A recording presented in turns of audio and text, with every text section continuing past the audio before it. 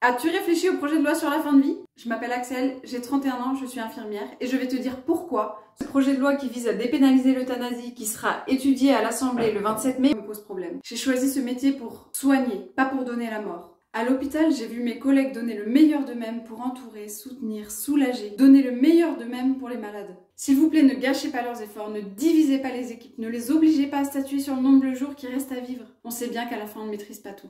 Moi aussi, la mort me fait peur.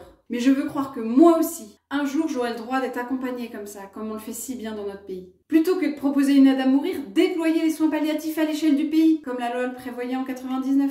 Le deuxième point qui me pose problème est la prévention du suicide. La campagne de prévention menée par Agnès Buzyn était nécessaire. Pourquoi quelques années plus tard, un autre projet de loi propose l'inverse? Entre prévenir et soutenir le suicide, le gouvernement doit choisir son camp. Si vous voyez quelqu'un en haut d'un pont prêt à sauter, est-ce que vous l'interpellez ou vous le poussez? Je vous pose la question.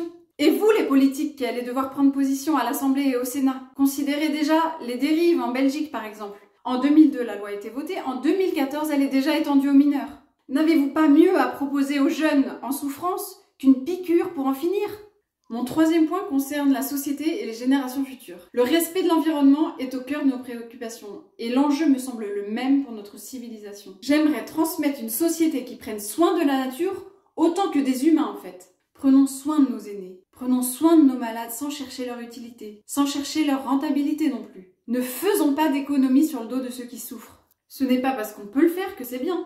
Vous les élus, vous qui portez notre voix, entendez ce que j'ai à vous dire. Ne nous donnez pas le droit de tuer, nous n'en voulons pas.